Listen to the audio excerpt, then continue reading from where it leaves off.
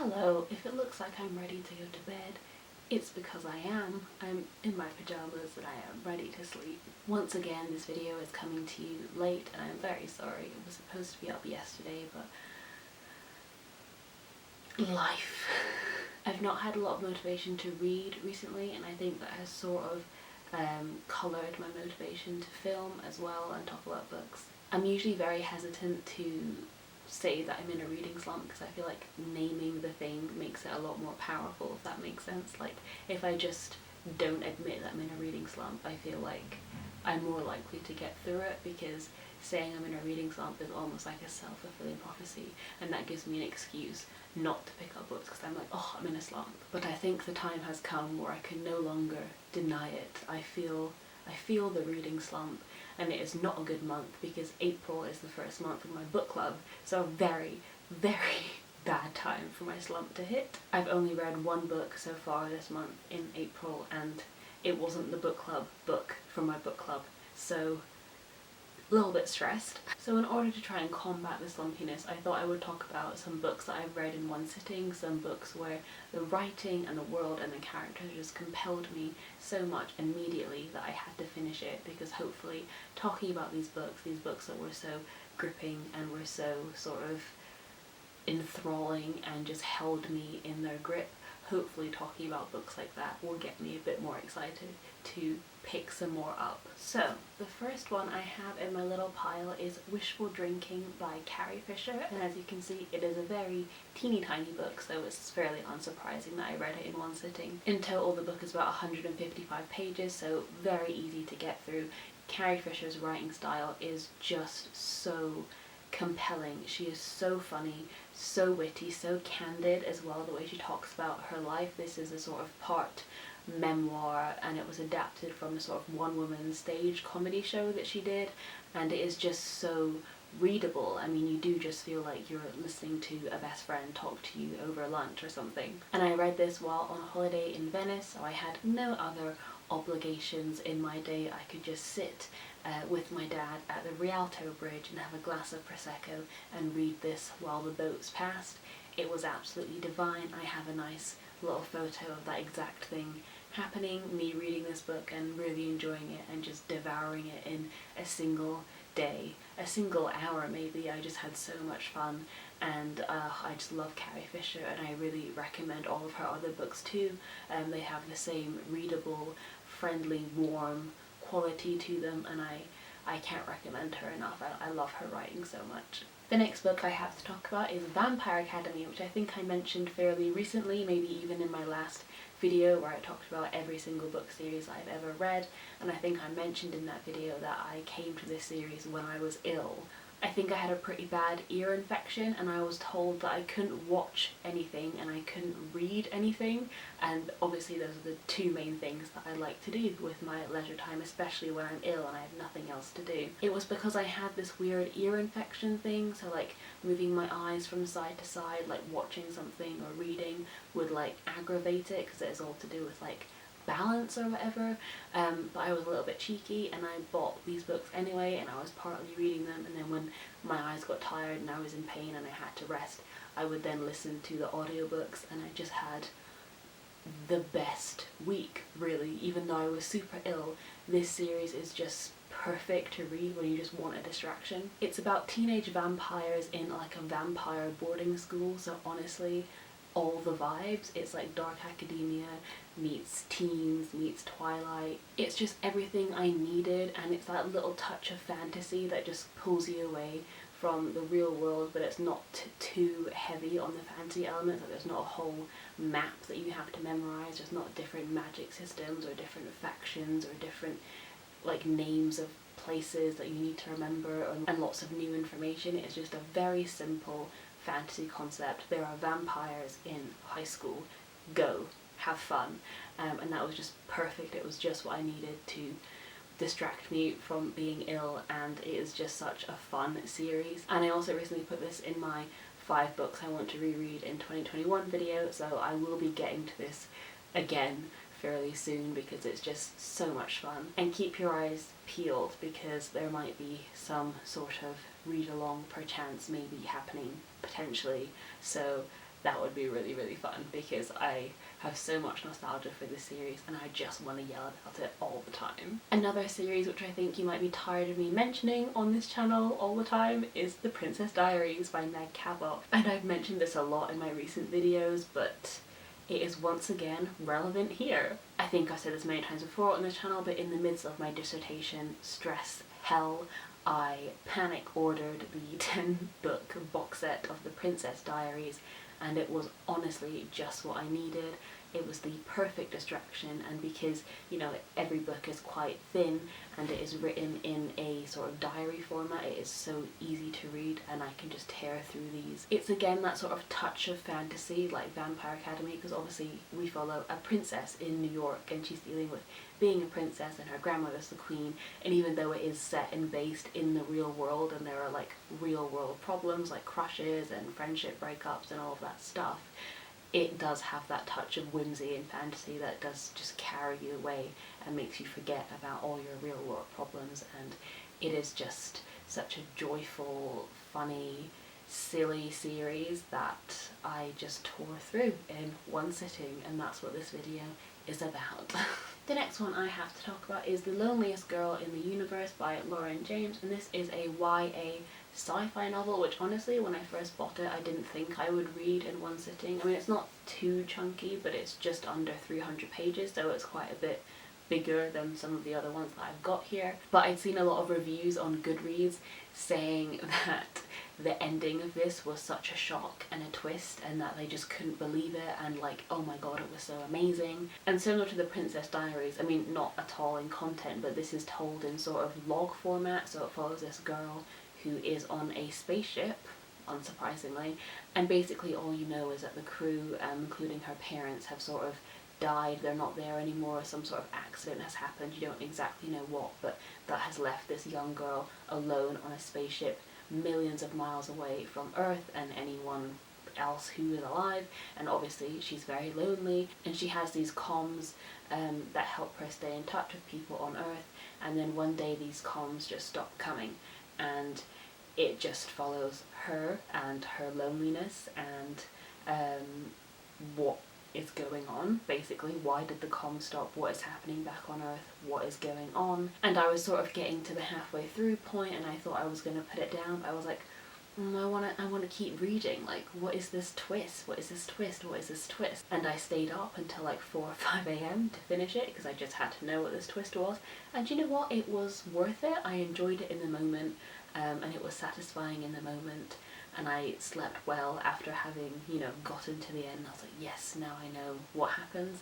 But thinking back on it, I mean, it doesn't make a lot of sense, but I enjoyed my reading experience and I read it all in one sitting.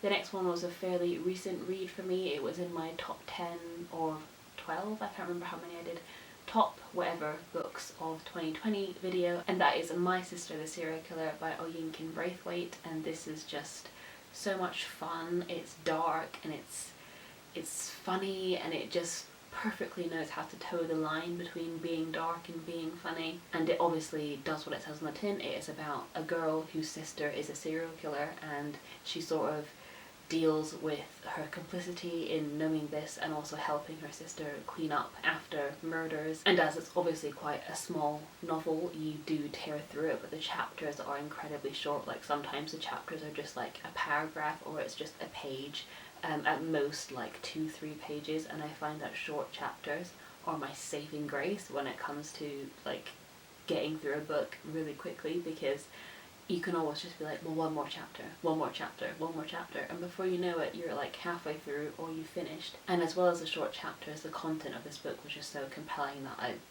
tore through it in one sitting, maybe even like a couple of hours. It might not have even taken me 2 hours to read. It was just so compelling and so fun. So if you're in a slump and you haven't read this one, I think this is definitely one to bring you out of it. If you like this sort of thing, this sort of dark, almost thriller-like story, I really would recommend this one. The next one is The Seven Husbands of Evelyn Hugo, which I shouldn't have read in one sitting because it's almost 400 pages.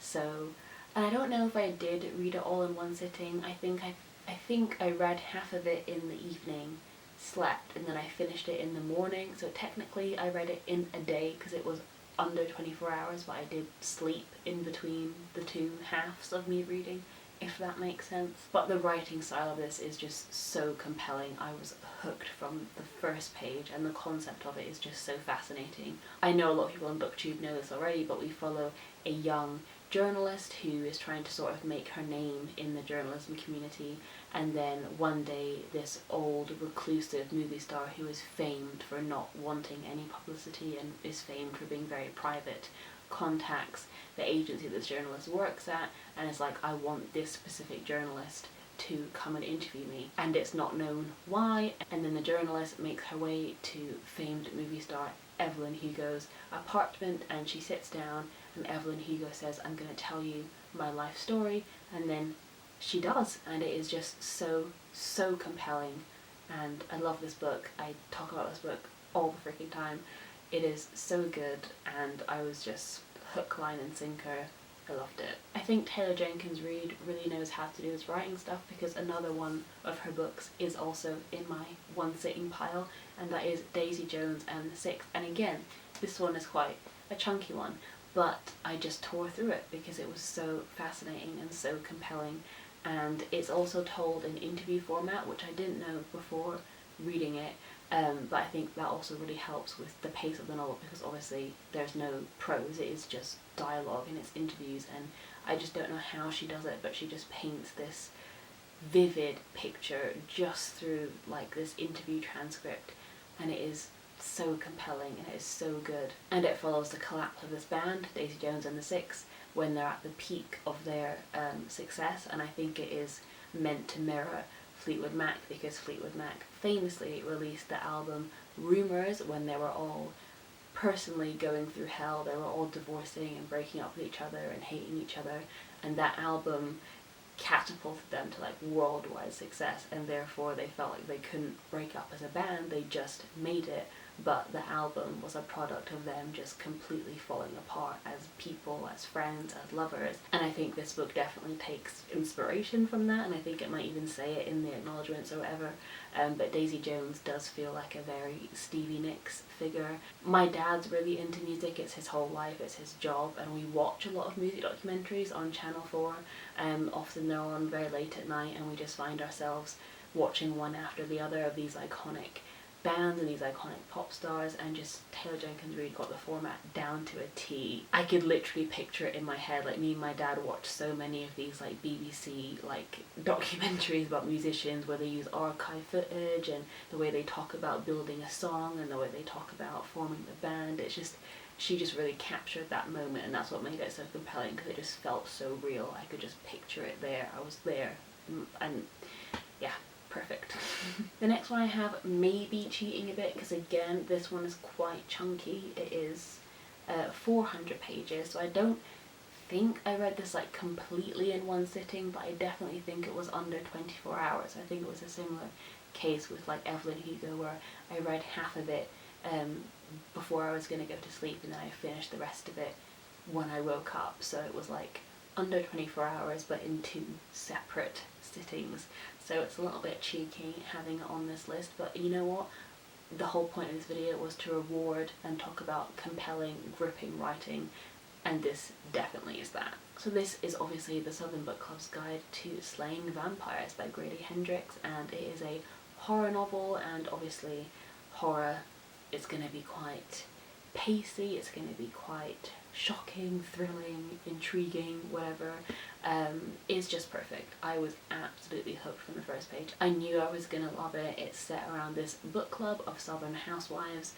Already love that. I love a good book club. And it basically follows them as they start to believe that a vampire is trying to infiltrate their small, quiet suburban community and threaten their children, and they basically are like, we're having none of that, thank you, and decide to deal with it themselves. And it is just wonderful and fun, but also there's so much more to it as well. Like, it's viscerally scary in parts. I found myself gripped and gasping at some elements, and some of the gore in it is really quite disgusting, and I was like, ooh, like I had a physical gut reaction, like I felt repelled by it in some places. It's just every aspect of this book works. The humour works, the horror works, the sort of political commentary works. It's not trying to be too heavy on that, but I did find it really interesting when it was there, and I thought that added a really interesting dimension to the book that I wasn't expecting at all. And it is just one that I can't recommend enough. It just did everything right for me, and there is absolutely no way that you could improve on this book in my mind. And before this, I'd read Grady Hendrix's other novel, which was My Best Friend's Exorcism, and I enjoyed that, but it wasn't like a 5-star favourite. But this book has definitely made him an auto-author for me. I will want to read literally anything else he writes because I just love this so much. And the last book I have to talk about is Love, Frankie by Jackie Wilson, and literally I could put any Jackie Wilson book in this place and it could be true. I read all of Jackie Wilson's books in one sitting. I talked about that a lot when we did Wilsathon, which is our Jackie Wilson readathon back in February. I had so much fun doing that, and literally all of the books that I was reading for that I pretty much read in one sitting. I read Girls in Love for that in one sitting, I read Sleepovers in one sitting, Midnight as well, and I think My Mum Tracy Beaker I read in one sitting. If I was going to pick an author that has an instantly gripping, readable style, it would be Jackie Wilson. This book is like 430 pages and I read it start to finish in a day.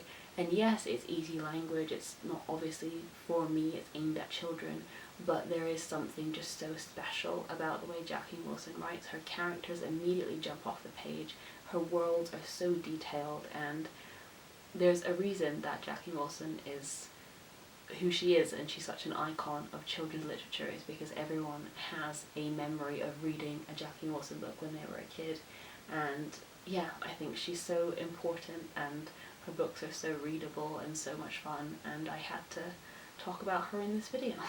So there you have it. Those are all of the books that I have read in one sitting, more or less. I mean, pretty much all of these I've read in like under 24 hours, so they're all fantastic, gripping books. Please do let me know what your books that you read in one sitting were in the comments, and hopefully discussing those with you is gonna fire me up a little bit and get me to get back on the horse when it comes to reading, because I really need some energy back for reading, because I gotta finish my book club book, gotta start my book club book. Thank you so much for watching this video, and I will see you soon with another one soon, because there is no way I'm letting my reading slump like morph into a filming slump. No. No. No. Anyway, thank you for watching. See you soon. Goodbye.